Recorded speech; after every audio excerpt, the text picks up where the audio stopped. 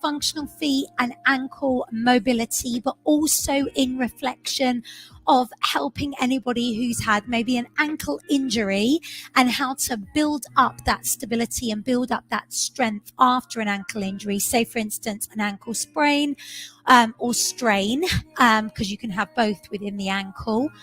And essentially a strain is normally where it's to do with the tendons, and a sprain is more to do with ligament. Okay. And kind of obviously, depending on the severity of that, will depend on how the recovery is. But I'm going to use my wobble cushion for some of this as well to show you. So if you do have a wobble cushion, this is quite good so that you can be aware of little exercises that you can do to help with your kind of ankle stability. On my wobble cushion, one side is smooth and one side's a little bit prickly. It's got like the trigger point on there. So again, you can use it either or, and I'll show you that from here. And of course, I'm going to use a spiky ball because these are brilliant with regards to our ankle mobility. So hopefully everything sounds okay. I'm just going to check things my end as well, because I don't think I've got anybody on the live. So I just want to make sure that that's working. Yeah, that's all good. So a little bit of music just in the background, but not really playing anything to kind of work for from here. So with regards to our feet are so hugely important to the rest of our body, to our movement, to everything that we do. And essentially, if these aren't working properly, it's going to affect everything else. So if your feet aren't functioning properly, it's going to affect your gait, which is the way you walk, the way you move. That's going to have a knock-on effect with other areas. So for instance, I had a lady many years ago who used to come to my Pilates class, and she broke a couple of her toes, and she strapped those toes up because she was told she should strap them up. And then of course, because she wasn't actually able to move her foot properly because her toes were strapped, then she ended up with other areas of her body experiencing quite a lot of pain and discomfort. She stopped coming to Pilates, and I messaged her and sort of said to her, Jackie, why are you not coming anymore? Is everything okay? And she's like, oh, I'm suffering massively with my back. I'm getting really bad back pain. I don't know why it is. I'm not quite sure why it's happening.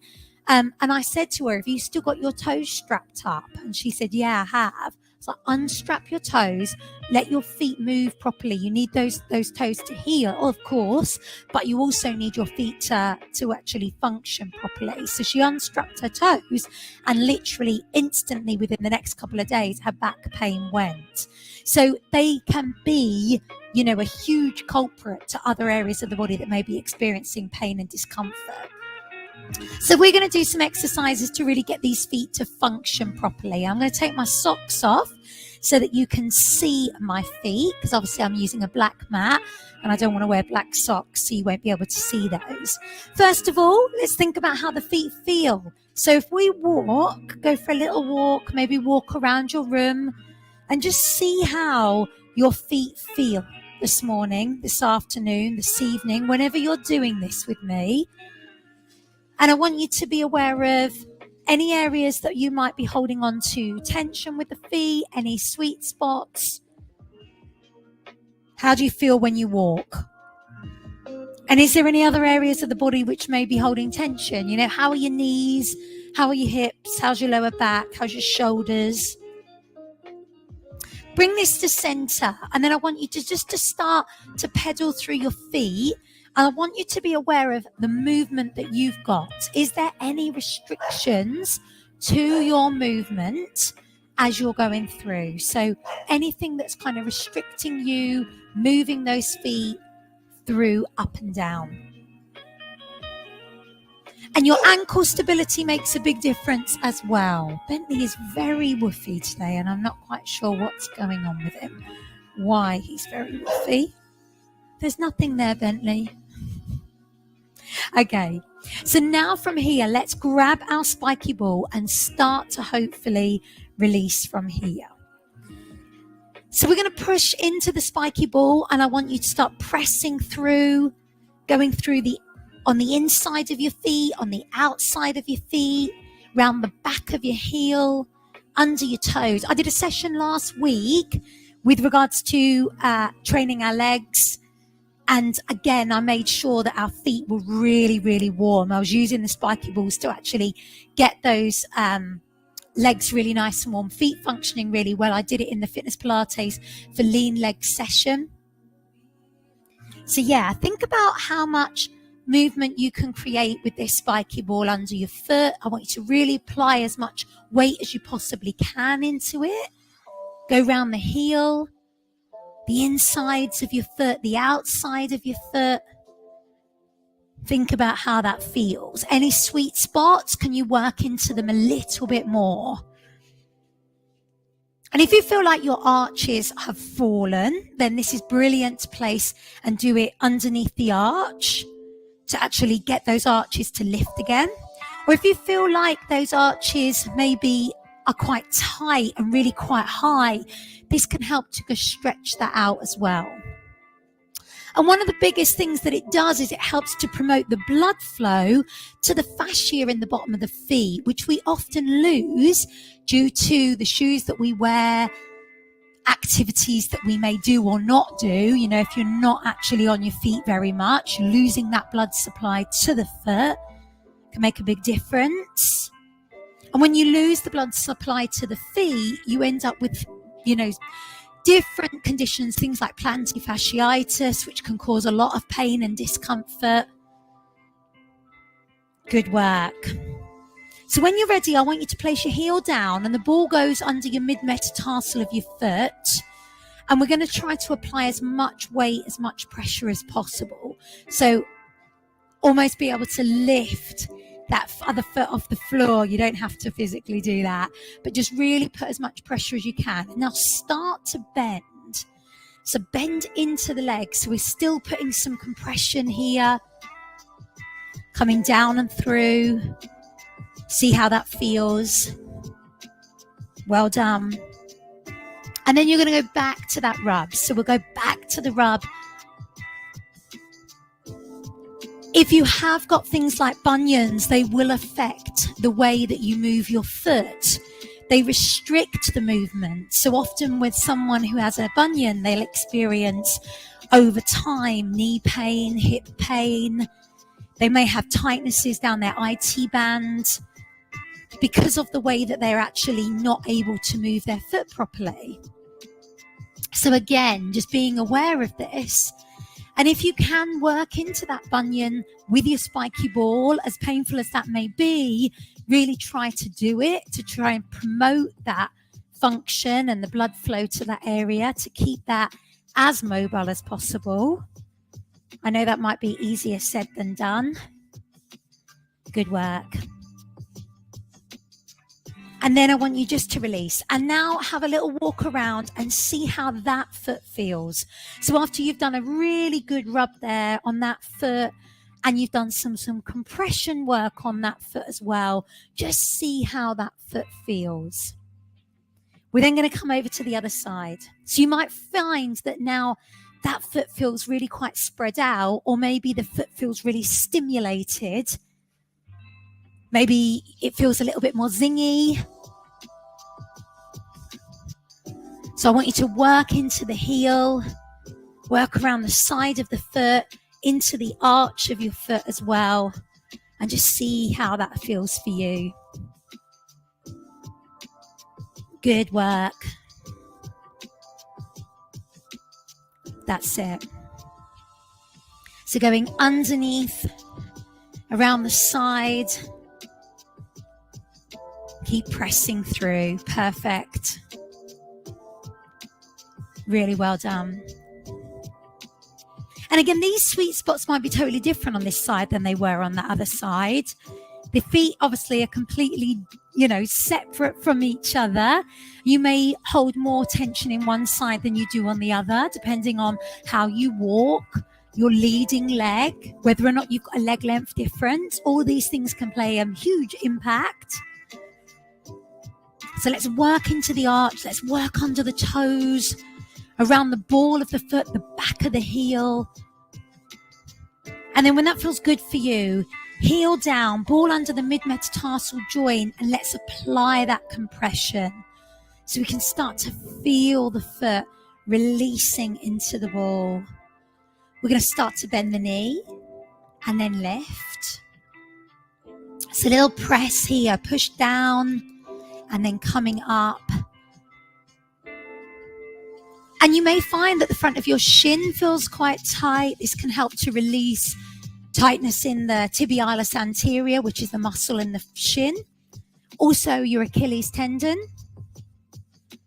Good work. And now come again here.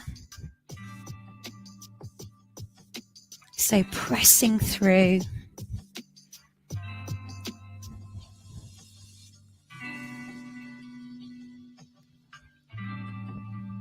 That's it. So as you bring that through into the back of the heel and under the toes,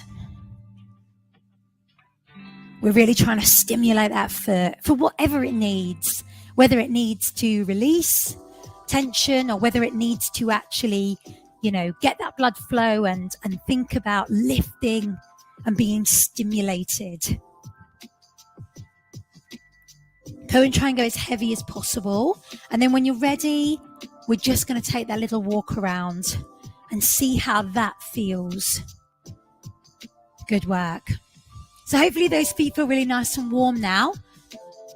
Now if we went to our pedal push, that should feel maybe a little bit easier. Maybe the feet feel like they can move a little bit more freer. Good work. So let's start to do some functional feet exercises to get these feet to really work well for us. We're going to come up onto our toes and we're going to walk forward and we're going to walk backwards on our toes. Now, I know that there may be some restrictions with regards to what you can do. So I want you just to do what feels appropriate for you today. Never working with pain. Yes, there may be a little bit of discomfort, but it's knowing that difference between ouch, nasty pain and just a little bit of discomfort, that this is, like you would with muscle fatigue. So gang, then I'm going to get you to now walk on your heels. So we're going to go on our heels coming forward and we're going to go on our heels going backwards. We're starting to get these feet to really move. And I'm then going to put that together. So I'm going to walk forward onto my toes. And I'm going to walk backwards onto my heels. And again, forward onto my toes. And then backwards on my heels. And then I'm going to reverse that. So I'm going to walk forward on my heels. And I'm going to walk backwards on my toes. And I'm going to do that again. So this is like foot aerobics. Well done. Now can we walk on the outside of our feet?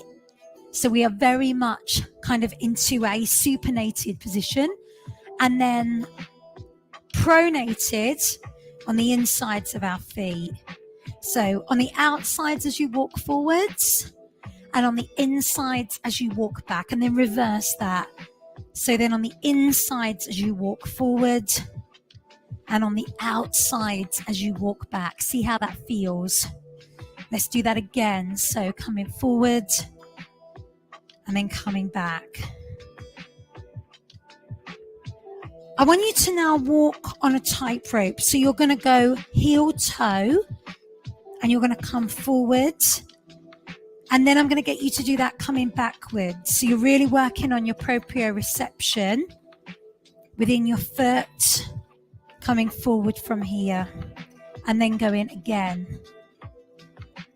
So just changing that weight distribution, making your feet and that proprioception within the bottom of the foot, making that work harder. Good work. Excellent. Okay, bring this to center. Bring that right foot forward and I want you just to point and flex your foot. Let's think about a bit of ankle mobility.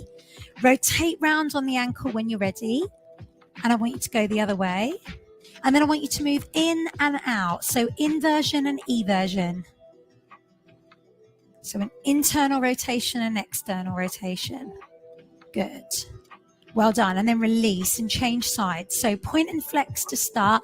This could all be done as well, holding onto a wall if you needed a bit more of balance. Rotate the ankle whenever you're ready. Go the other way when that feels good for you. And then go into eversion and inversion. So in and out. Well done. Okay, so having your feet wherever you feel comfortable. Let's lift up on the right, up on the left, down on the right, down on the left. So we're getting the feet to move, but also with a balance challenge added here as well. Now see how that feels to move leading on that right first, and then I want you to lead on the left. Up, up, down, down. Good work. So you're going to lift, lift, lower, lower.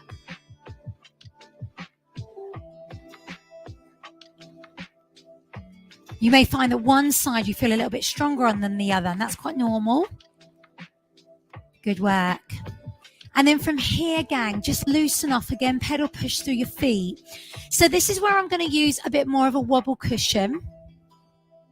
The wobble cushion can be fantastic with regards to recovery. Often these are used with regards to recovery from like knee problems, especially if you've had like a meniscus tear, or you may have done your ACL. You may have been given a wobble cushion to help with that stability factor. So we're going to come up and we're going to balance with our right foot. I just want you to hold that balance as best you can. And I've got the spiky side up going into my foot for a little bit of trigger point at the same time. Again, you could do this against a wall if you needed to. Well done. And now go on the other side. So see whether or not that makes a difference. If you have got a wobble cushion, you could also do this on a balance pod, just with single foot. That's it. And working on that stability as much as you can. So just allowing that to happen. The foot's going to be moving, but it's going to be strengthening at the same time, which is really important. Well done. I'm going to change that over to the smooth side, and I'm going to grab a hold of my spiky ball. So I've come up now. And essentially what you could do is just a little bit of a distraction. Throw and catch.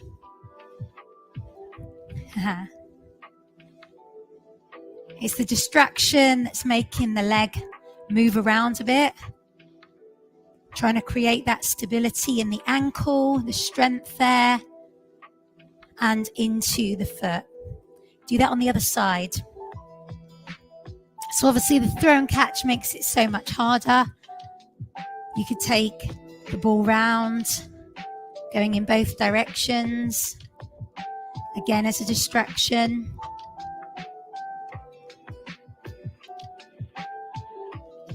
We could come onto the other side and try and lift the other knee. Really strong. For that stability work on that side. Well done. Woo. Okay, come to a wall for this next bit. Something you can hold on to. You can pop your spiky ball down. What we're going to do is stand on the wobble cushion, find our balance, but then we're going to start to bend. Now just go with your fingertips on the wall or wherever, the chair. Have that in front of you wherever you can. And you're just going to take it through a bend. Again, strengthening around the ankle, strengthening the calf, the Achilles tendon, tibialis anterior, which is the shin muscle, and strengthening the knee. Do as many repetitions as you can there, and then change sides. Coming on that other side, we're going to take that little bend and straighten. Again, just fingertips on, maybe just one hand. to eventually be able to come off the wall with no hands holding into that bend and straighten. So the wobble cushion can be amazing with regards to building up ankle stability, building up that strength, especially if there's been an injury. Obviously, in the acute stages of the injury, while it's still very painful, just be careful with what you can do.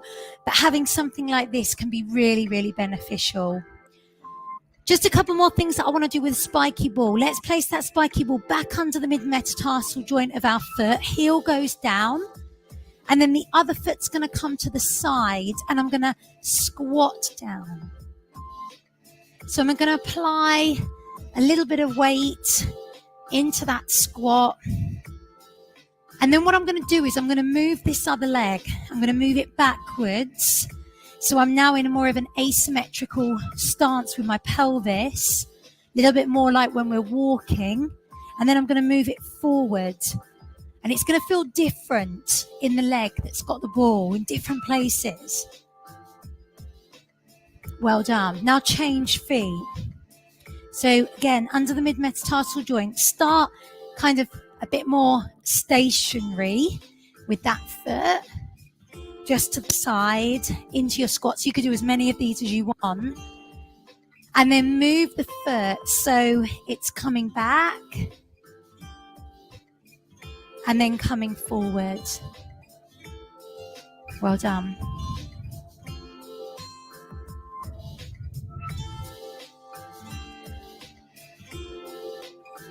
That's it.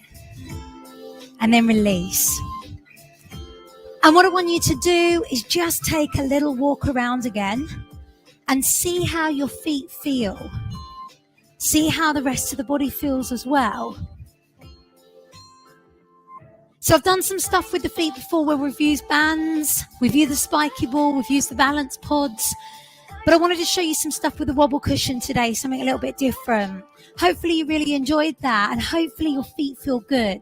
Now, like with everything, practice makes perfect. And if you do suffer with your feet, it's going to need to be something that you do on a bit more of a regular occurrence, maybe on a daily basis, at least on a weekly basis, to actually get those feet to really get lovely and warm and to stay completely functional. So just have a little bit of a release in those feet. And then when you're ready, take a breath. Breathe out down to your prayer pose. Take your right arm above your head and your left, right hand forward and your left, right palm in and your left. Give yourselves and each other a superb round.